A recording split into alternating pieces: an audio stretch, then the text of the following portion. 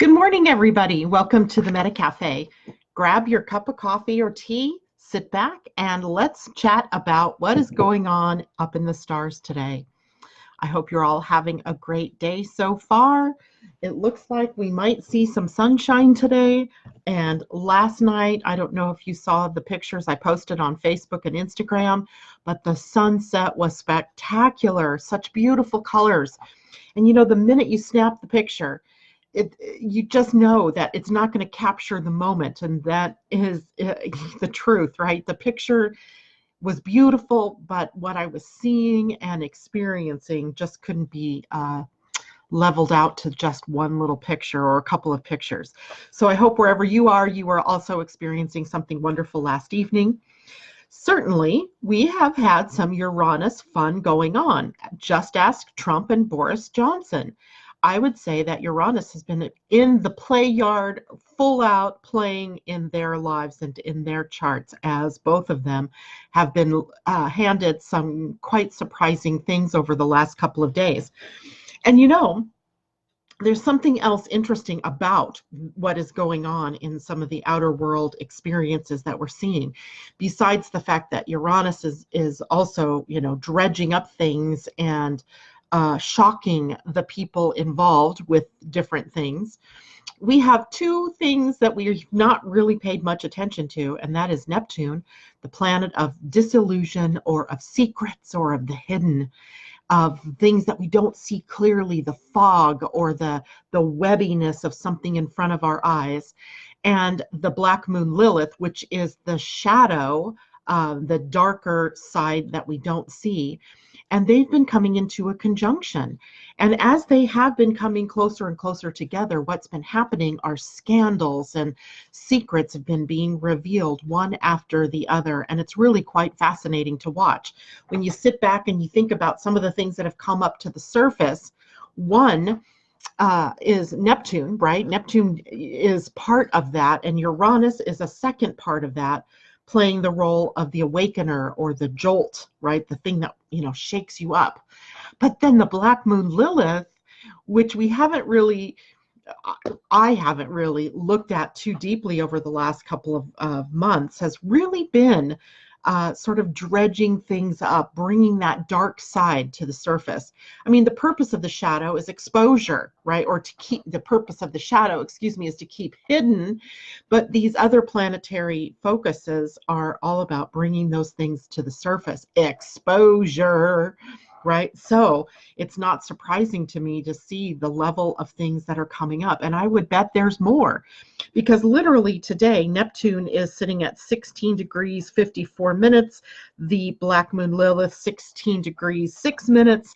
They're not done with one another. Not yet, right? And they're in the sign of Pisces. And Pisces is a sign sometimes of that hidden depth. Neptune rules Pisces, so there's a lot of power in the secret. There's a lot of power in the underbelly, and there's a lot more likely of scandals, of secrets being exposed here in the very near future. Now, whether there's power in those secrets being exposed or not depends on many other things. And what does it bring to us? Well, I don't know. Yesterday, certainly, at least in the United States, that secret being exposed forced the House to start impeachment proceedings against the president.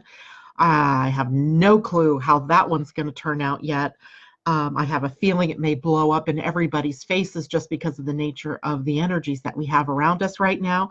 But you get the idea that there's a lot of potential to enact more transparency. And, you know, I've said this before, and I'm going to say this again. If any one of us, most good people, and at the bottom of it all, most of us are good people. People in general are good. When faced with a mistake they've made, will often say, mea culpa, right? I did this, and I wasn't thinking, and my bad.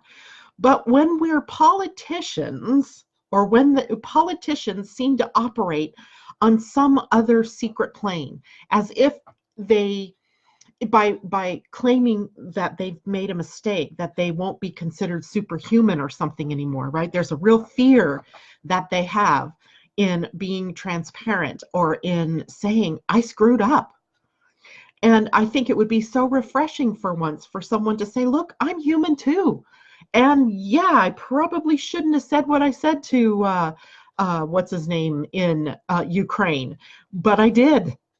And what can I say? My bad. And then to take the responsibility for that and whatever the consequences are for that. Or else what you do is you set it's a like a double pronged bad news story here. One, you set the the stage for people to continue that same kind of behavior, right? It's like you're condoning that bad behavior. Like you're condoning it. Well, Trump did it. Why can't I do it? Well, Clinton did it. Why can't I do it? And they got away with it. So I'm going to get away with it, right? The precedent is terrible that's been set for that. And on the other hand, the personal toll that it takes on those individuals, the karmic toll that it takes when we don't face our responsibilities, when we, God, Saturn, Pluto, they're going to be on top of one another here in a very short time. January 12th, circle that day on your calendar. Those two come together and literally karma is born, right? Or karma is balanced. So we have a lot of pressure on us right now to get into integrity. What is integrity if not someone saying, look, I know it, I blew it. I blew it, right? I just blew it.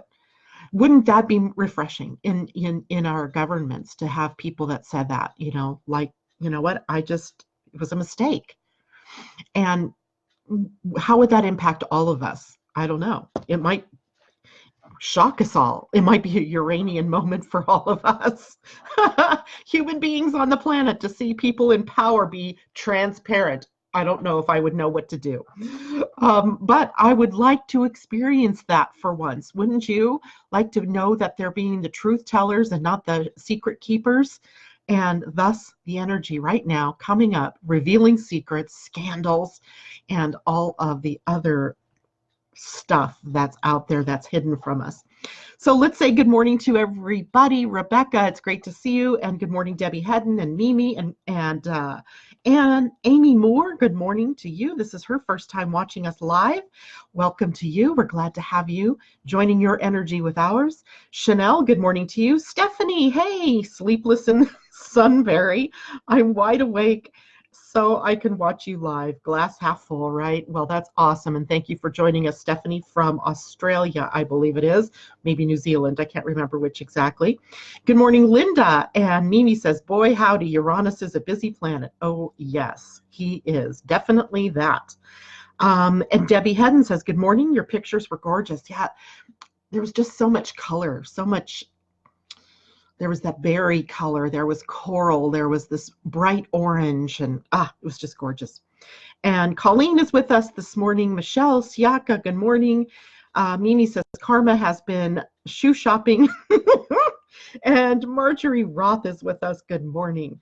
So we do have what I think, I was kind of looking around at what the other astrologers were saying, because we're moving into a new moon window, and so there's a lot of talk out there about the different things that are happening.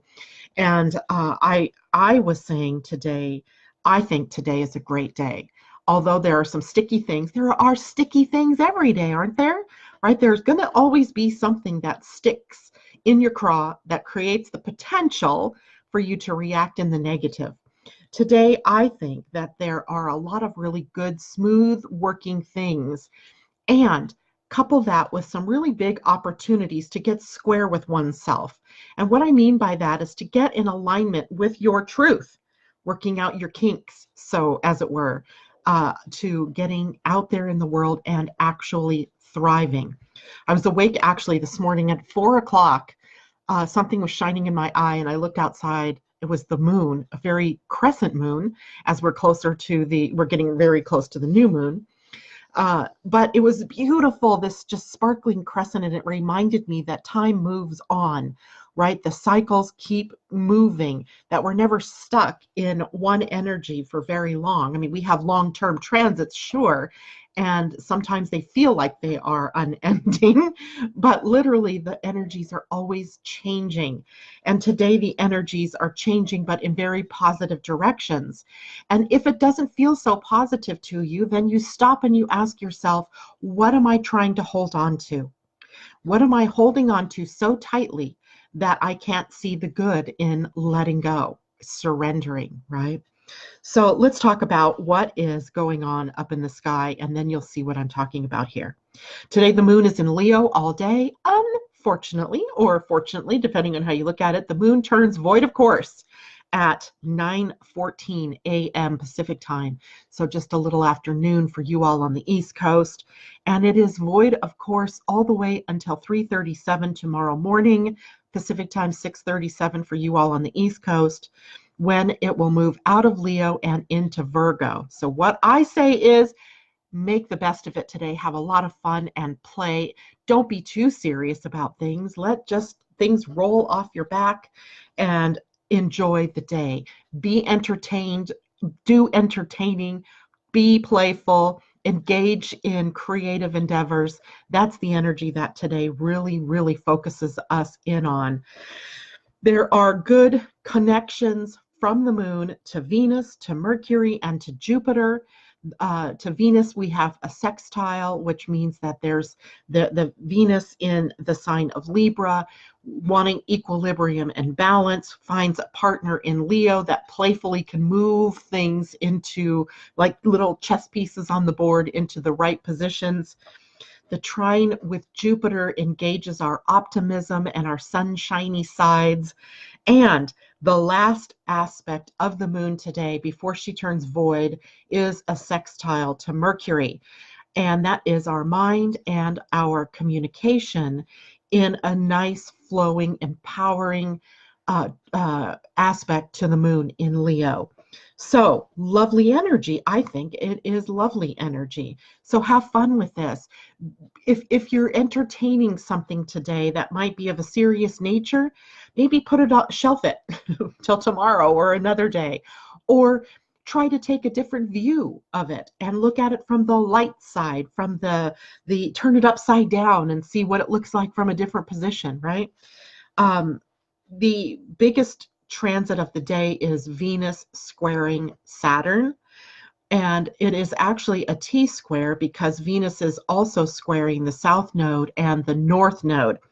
So I should have already drawn this and I did not. Let me show you what that looks like in the chart. So Venus and Mercury are still traveling pretty darn close together. They're still within about 5 degrees of one another.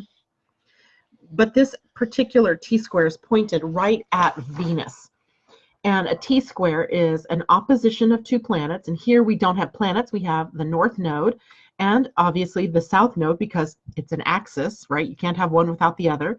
So you already have an opposition already inherent in the nodes. Down here we have Saturn conjunct the South Node. We had this going on in April, if you'll recall, where we were in destruction mode.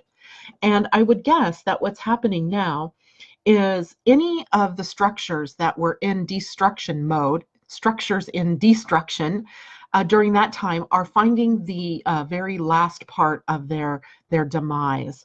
And I think that's why we see things like, and I'm not saying the right or the wrongness of this, but that our House is taking steps toward impeachment because we have the final straw, if you were, on the camel's back that makes it possible to move forward, that gives the final destruction of what's been so that we can start to rebuild, right? Restructure, reform.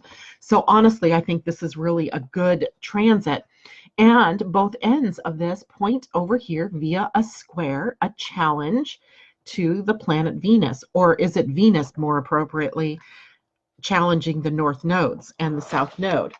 Now, when we're talking about the nodes, we're talking about your destiny. We're talking about the journey toward your destiny, to your life purpose, and using the gifts and the talents that you brought here in new and revolutionary ways. right? In the general wisdom of North Node astrology, South Node astrology, we see that when we're younger, we come into this world with these gifts and these talents and these experiences and this cellular memory, and we try to do things the same way that they worked for us in previous lifetimes, and we fail miserably at it. The wiser we get, the older we get, the more we are able to take those gifts, talents, and use them in new and revolutionary ways. And that's your destiny, right? That's your destiny, to find the way to use your gifts and your talents in a path of service, or of sharing of those gifts and talents with others in the world. That's your destiny in a nutshell. Now, where the houses are, and this is, in a different, there's two houses involved in everybody's chart. They're going to be across from one another, right? So if it's the first house, then it's also the seventh house. One or the other is going to be in those houses, and all the way around the wheel of the zodiac. So what are we doing here with Venus in the mix? We are working out the kinks in our relationships. So yesterday I was talking about fear and how our relationships are really great mirrors to us of how it is that we're doing in the world. So if your relationships are strained or are difficult, then there's something still within you that you have yet to merge through or work on, that the relationship is showing you, right? And when your relationships are in really good places, then you've worked through something within your own self, and you've earned, if you will, the karmic right, if you will, to enjoy the relationship. Now, I don't mean to minimize what your relationship difficulties might be, because that is certainly not my intention.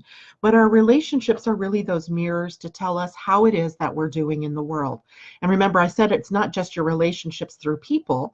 It could be the relationship with your body, the relationship with your money, the relationship with your career or your profession, or with the people that you work with, or your home, and or your friends and your families, or your own thinking, right? We can be our own best friends, or we can be our own worst enemies. So it's up to you to take a look at all of those different kinds of relationships right now and determine what kinks there are for you to work out. What lessons are you in the process of learning from all of those relationships, from the people around you, from the people in the outer world that are not necessarily your relations or your friends, but in general, what are you learning from all of that? And what lessons are you learning from the areas of your life where you feel you aren't thriving yet, right? Right? We've got the potential to thrive in all areas of our lives. Then the question becomes, what is preventing you from thriving? What is preventing that thriving and flourishing feeling, instead where you are succumbing to survival? What is that about? And what habits are you holding on to that may be playing into that lack of thriving? And by that I mean, what beliefs are there? What thought patterns are you locked into? What behaviors are you repeating over and over again that have locked you in to a set pattern? Because we get the opportunity today to be able to shake that up as well. And actually, it's not just today. Literally, this sets us up, as Venus begins to move forward into more of the fear gates of the spleen in your human design. We get to break up all of these patterns. I hope that everybody gets that. Let's take a look and see if there's any comments going on out here. I saw some little happy faces and things flying by. Let's see what else is going on. Stephanie says she was in Australia. Great. There's another client of mine that lives in New Zealand, and I cannot remember who it is. So I thought you were her, but apparently you're not. Diana, good morning. Marjorie Roth says, all of these planets are my planets today. They're your planets every day. And Asa's joined us as well. Good morning, Asa. So I thought maybe today, time-wise, I've got some time. I want to go through,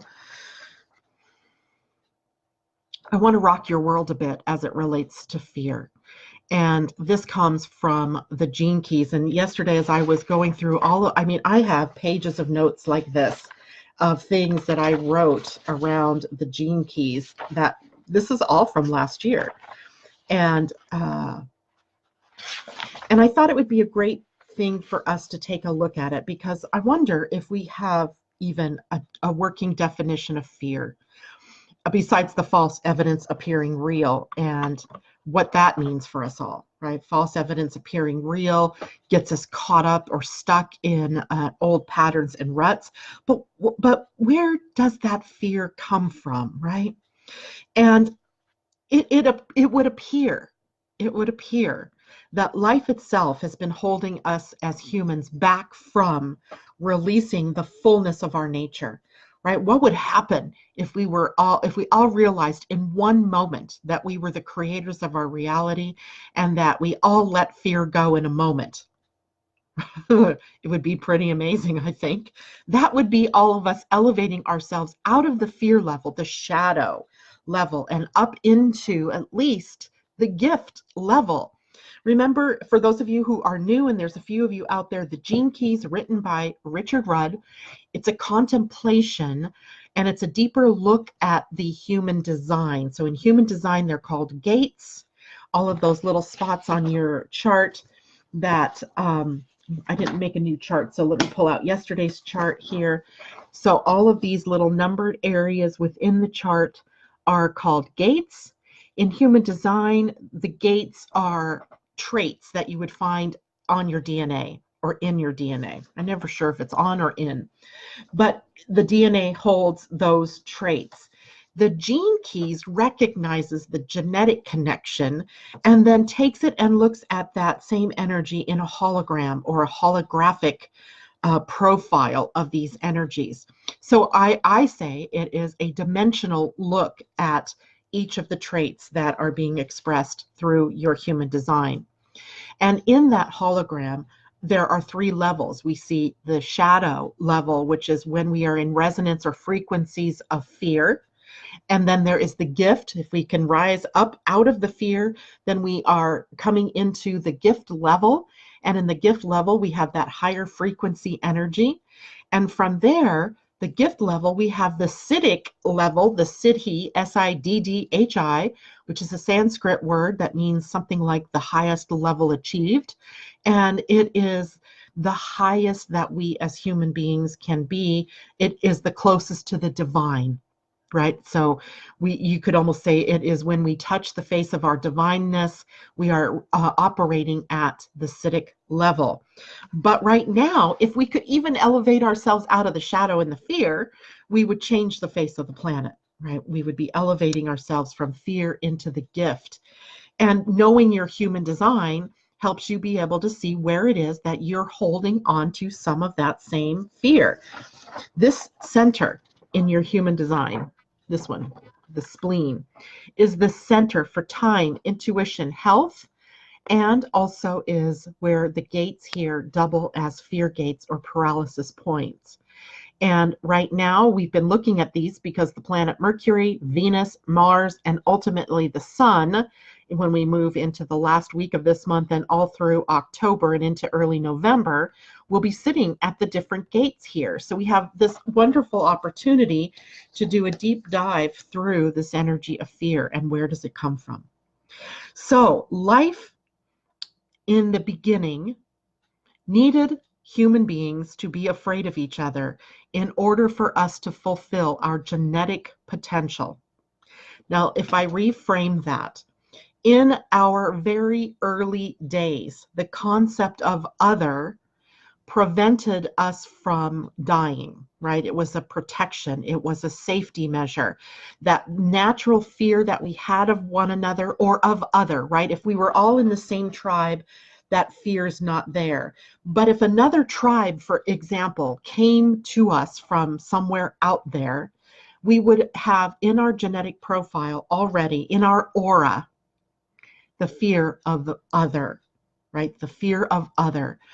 Without that, we would not have been able to really survive marauding peoples coming in, taking your resources, or, even in that some cases, killing off tribes, right? So then that natural protection aids us in genetic diversity, because this evolution creates this purpose that we have of exploring the other.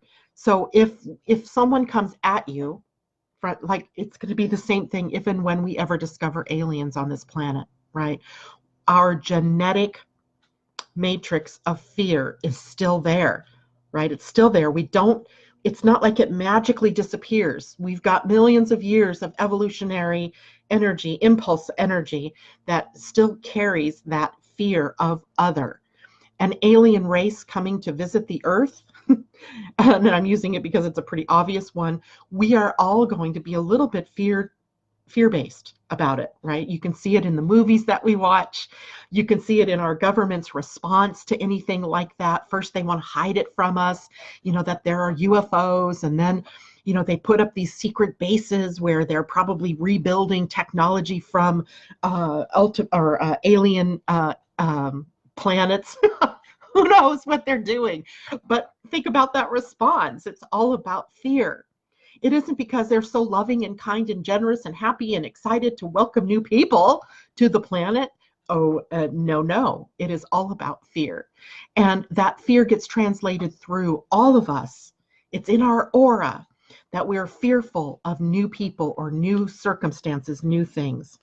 But it serves a purpose in our evolution as it protects us from dying off, right? From being so arms open and welcoming that we end up, bringing in the enemy kind of thing. So we are walking a fine line then, don't you think, right? The fine line is always, am I going to succumb to fear, or am I going and react to the fear of the other or anything else for that matter? Or am I going to hold space and breathe myself through this until I have clear information on what it is that I need to do? And then when I do get that information, I'm not going to react out of fear. I'm going to take action based on what makes sense according to my survival energy. That's what it's all about, right? That's what it is all about.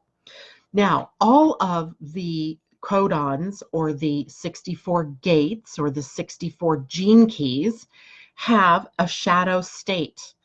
There's the shadow, the gift, and then the siddhi, right? And it's those shadow states that are all governed by fear. They're all governed by fear. Now, collectively, humanity vibrates to the fear band frequencies. And no matter how elevated you think you are, the first time you are face to face with an alien, your natural reaction is going to be fear-based, right? At least now, at this level of our evolution. We still have the spleen in our energy centers. We still have that animal instinct to distrust that which we see as other. And that's born out of a genetic heritage. And it puts enormous pressure on us then collectively to resonate with the fear band frequencies, right? Those shadow frequencies. Now, humans were like tuning forks, right? You are one big tuning fork. And we're automatically going to come into vibration with the frequency that is around us. The frequency on this planet is all about fear, right? Unconsciousness, right? The unconscious fear is where we are vibrating to on this planet. And through the conditioning that you receive in childhood on up through your adulthood is where this unease with life comes in, right? And this is going to be an important part of the gene key 57. And the gene key 57 right now is where Mercury is sitting. And as we move into October, we're going to have the sun sitting here. Some of you that are watching today are Libras who have this gate as your sun, right? The sun in your profile sitting at this gate of fear, this shadow of unease that runs through the frequency of us as humanity. Now, let's backwards now. Let's go backward in time a little bit. Let's do some time traveling, and let's go back to the end of the Mayan calendar. Some say it was on the winter solstice of 2012. As I've studied it, it really occurred October 29th of 2011. And it doesn't matter what day you use, we came to the end of this calendar, the Mayan calendar, which was also, as we now know, the part of the Pleiadian calendar, the Pleiadian wisdom. And at the end of this calendar, it's not that the world was ending. Obviously, it didn't. We're still here. But there was something really interesting that was happening at that point in time. We were then able to take on the mantle of being the co-creators with Source on this planet. Up until that point, we had been sort of in the pathway of the evolution of consciousness. It was unfolding, and we were unfolding with it. And we couldn't do anything different than what that evolution of consciousness was where it was taking us. We had to go, right? Because we were all a part of that evolution. When we got to the end of the calendar, those puppet strings were cut, and humanity was no longer part of this wave of the consciousness. We were now a co-creator of that consciousness. Check in with me really quickly and let me know if you're understanding what I'm talking about here, because this is a pretty deep concept, and it's one that is might be difficult for people to get. Let's see, that explains the anxiety I'm feeling, Stephanie. Oh, heck yeah. Stephanie, I woke up with a pit in my stomach this morning. My husband comes home from work last night and he says to me, I feel like something bad is going to happen. And he never does that, but he has a gate 57. His son is at the gate 57, much like yours, Asa. He was feeling something in the wind, and that unease was creating this body reaction in him. And I think a lot of people may be feeling that. Good morning, Londa. Good morning, Kristen. Rebecca says, is a gate in the spleen related to our lineage if it's activated by a design or unconscious planet playing out in our life story versus the conscious ones? I would say that yes, on the bigger scale of time, your ancestry is indeed coming to play here. The spleen is the oldest center in the body, and it holds the oldest lineage of fear, if you will, or the lineage of survival. It is encoded in the very fabric of your DNA through your lineage, through your family lines. So, okay, it looks like everybody's following. Londa says, I need to write a book. Oh, no. Debbie says she agrees, Londa. Rebecca, you're following. Colleen's got it. Love it. You love it. And so I'm going to keep going here then. And if I lose somebody, let me know and I'll pick back up. So going back to the Mayan calendar, what we see is this representation of our quinceañera.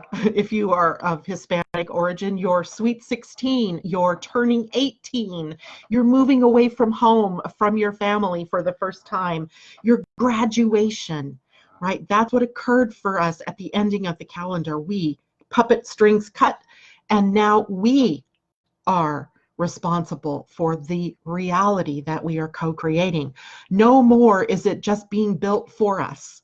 No more are we just sort of rolling with the flow in that. We are actually in the driver's seat with spirit and creating the reality that we're now a part of. So think about this, though. You are now, it's like being born, right? We're being born into a new responsibility, a new co-creative opportunity. And yet we have millions of years in our lineage of fear that kept us alive, but we are having to work through that in order to be able to be the true co-creators. So when we see a lot of fear-based energy on the planet, know that it is all part of our growing up. Go back to when you were 18 or 16, whatever time you left home. Most of us probably left home around age 18, or at least that's our age of majority, and we were able to then loosen the chains that bind us from our parents, right? You go out in the world, how many mistakes have you made since then? How many mistakes did you make in those first few years of your freedom from your parents? We all did. We all did dumb things. We all did big, no-nos. We all got in trouble. We all had different experiences that we look back now and we go, oh God, I was so young.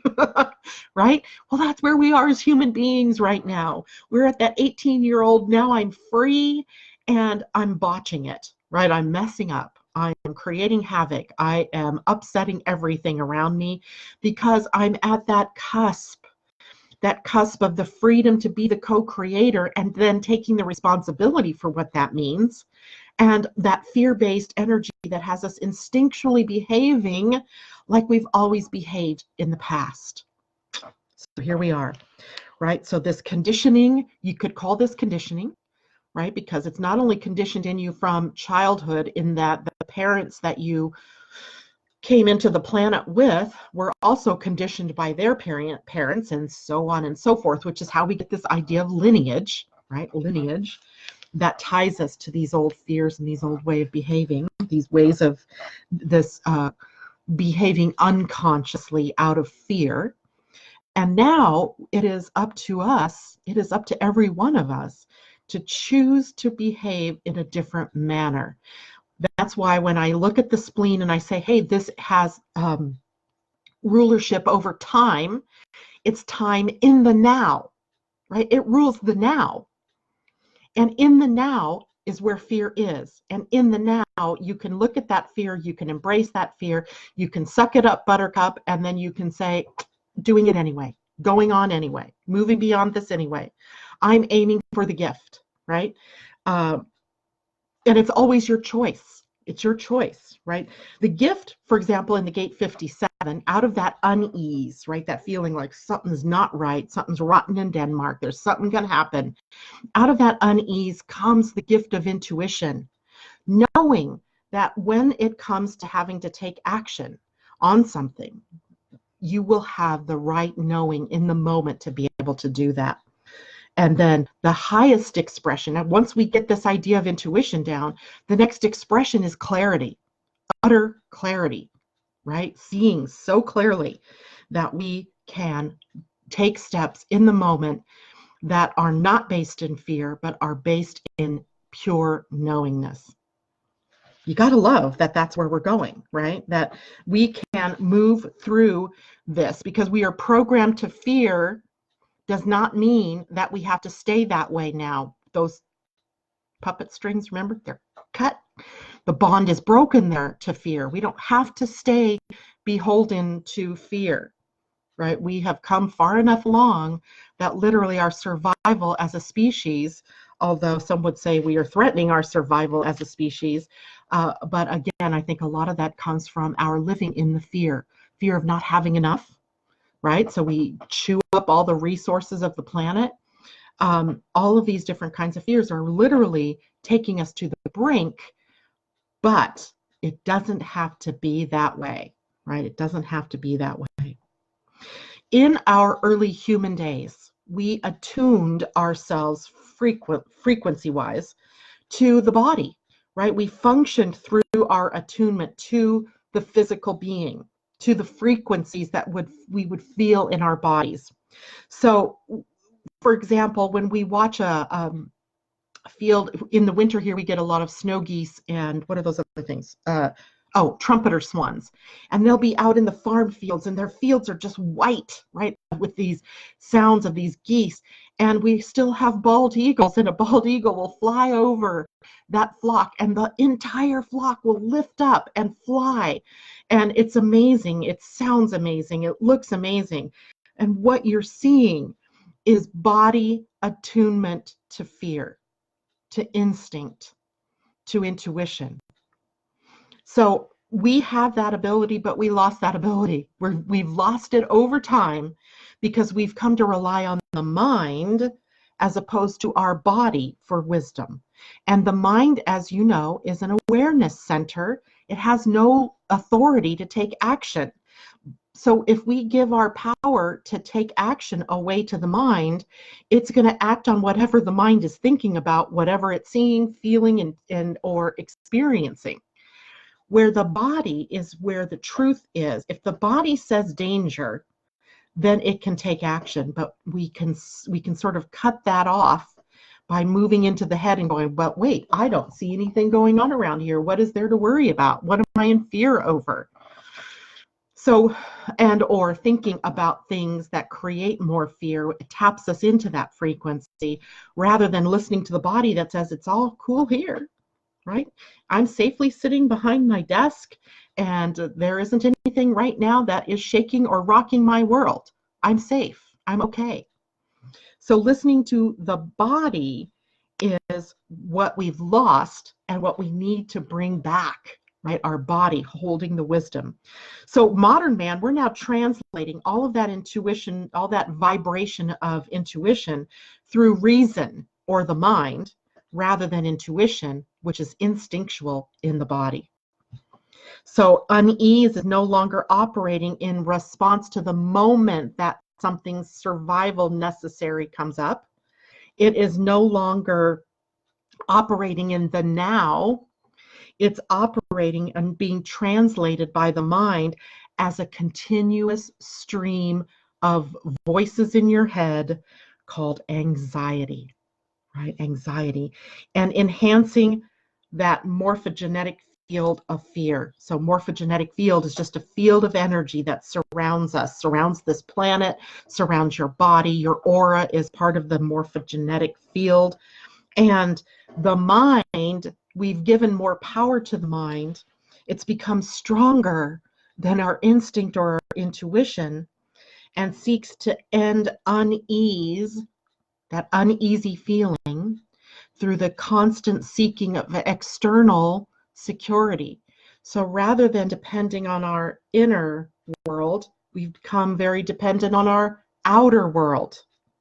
So security and protection and keep gathering resources has become an obsession for humanity. And we're caught up in this global web of fear then, right? We're caught up in it. We project it outward, out onto our world. Symbolically, we also project this out onto money, right? The fear of not having enough money, the fear of not being secure. And ironically, the people with money are not fear-free, right? We got plenty. Look at the billionaires, right? They're not free. They're not free of fear. Their fear just moved into a different kind of fear. It's relocated somewhere else in their psyche. So we can't take, and in other words, what I'm saying is there is nothing in your outer world that can salve that inner fear that you have. There's just no way to reduce fear by projecting it outward, and there's no way to reduce fear by thinking about it more and more and more. It just doesn't work that way. The only way to reduce fear is to face it, is to embrace it, is to say, I see you, I understand you, and I'm going to take action in spite of you, right? Letting it go and moving on to the intuition, the inner knowing, the part of you that's the divine part of you, right? All right, so how many people have I lost? How many people are confused? Asa says, yes, I know exactly how your husband feels. I love when you talk like the goddess, Janet. Okay, thank you. Rebecca, Jennifer Chupp, good morning. Londa says, oh yeah, you are. We will be your cosmic cheerleader. That's too funny because I often think of myself, Londa, as a cosmic cheerleader. Londa says, pull up one's big girl panties. We have to. And I don't do this to inspire fear in people, but our very survival as a species depends upon it, right? And we can't keep getting stuck where we are and not facing those fears as they come up. They're going to come up. We have millions of years worth of evolution that have taught us and prepared us to survive. And fear has prepared us to survive. But we are in the infancy, literally, of our time on this planet as co-creators, where we can choose what that fear does to us or what we do in reaction to that fear, right? We're in our infancy there. And I would say that we need to keep working this, right? We got to keep working it. Anytime a fear comes up, right? A fear or a trigger to something comes up, ask yourself the question, what in this is preventing me from thriving? That's the question. What am I holding on to this for? What is it holding me back from? How is it keeping me locked in an old pattern? So we have really good questions that we can ask ourselves as fear pops up. So there we have that. Londa or Marjorie on HDS, do I look under personality for the gate number? In your human design chart, you have 2 columns of numbers. You have a black column that up above it says personality, and that's one set of traits that's based on your birth date, right? It is the part of the crystalline energy of who you were that emerged at your birth. Then there's the red column of numbers. By the way, those black numbers also represent your soul purpose, your soul embodiment of your purpose. Then the red numbers, they're set for a date that's about 88 astrological degrees before you were born, and it becomes your life purpose. It is your design crystal. These 2 crystals come together and they reside here in your identity center, the center mass, the yellow or white diamond in the center of your human design. That's where those design crystals sit. And those design crystals are monopoles. They're monopoles in that they have only one ability, and that is to attract experiences to you, people to you, opportunities to you. They are always in action, and they're being directed by your emotions, by your mind, by your will, and by other parts of the human design, putting pressure on that. And then the choices that you make are either misinterpreted because of the fear interpretation, or they end up becoming sources of where you attract to you all of the goodness and all of the things that you want to experience. Now, is it only goodness that comes into attraction? No, sometimes we are attracting to us exactly those people or instances that are going to create the fear so that we can overcome the fear, right? So that we're forced to look at it. Otherwise, why would we have incarnated here? Right? This is a learning ground. This is a proving ground. Earth is here for us to learn to move through these things, to see ourselves more clearly. So that magnet attracts not only good to you, but it also attracts the situations, the opportunities that you're going to have to move through varying things in your lives, right? Whether it's a health challenge, a financial challenge, a relationship challenge, you name the challenge, right? Whatever shows up there has been attracted to you. Your free will, your will in the moment is, how do I react to that? How do I take action on that? And that's where your free will is. That's where we are learning to become the co-creators, is that we can create with that energy in the moment. We can either feed into it and create more and more of the fear, more and more of the anger or upset or disruption or discord or hysteria, or we can stop for that moment and we can choose how it is we're going to respond, right? I don't have to react with anger to someone who's created an issue for me. I don't have to do that. I could stop and say, okay, what is this showing me for me, right? What do I need to learn about this? So there we have that, right? You always have the option. Okay. Londa says we need to transcribe this and place it in your book. Oh, thank you, Londa. You're so sweet. Debbie says, can't wait to rewatch. Got to go get my grandson. Have a great day. Okay, so Londa says a mirror neuron is a neuron that fires both when an animal acts and when the animal observes the same action performed by another. Thus, the neuron mirrors the behavior of the other as though the observer were itself acting. Oh my gosh, that's awesome. So Peter Levin talks about the animal and human response to trauma and fear. Stephanie says big girl panties are sold in Target. We better go buy a pack of 10. I have a packet stashed. Better get them on. Yes, indeed. Greg Braden talks about mirror neurons and how people respond. Greg Braden, one of my favorite people on the planet. As a scientist and a metaphysician, he is beyond belief, and he makes everything so understandable. I absolutely adore him. Stephanie says, would you define feeling scared for one's safety as different to fear? No, it's all the same, right? It's all the same. Literally, you're walking down a dark alley, and you know that it's not necessarily in the best part of town. Your body is viscerally reacting to the potential for attack. And that fear is the same fear, same mechanism as the fear of, oh no, I have to give a speech today, and am I going to screw it up? It's the same fear, a different expression of it. Your body doesn't know the difference. It goes through the same reaction to those fears. One is more primal. One, it makes sense to listen to the body here and follow your instinct to not walk down that dark alley. The other one is keeping you from something perhaps that you really want in your life, right? That you desire. And you have the choice. In both cases, you have the choice of how you're going to move forward, right? One, I choose to take and go around that alley. The shortcut isn't worth my life. And in the other one, I choose to do the speech and deliver the words because it's what I want to share and it's what I want to do.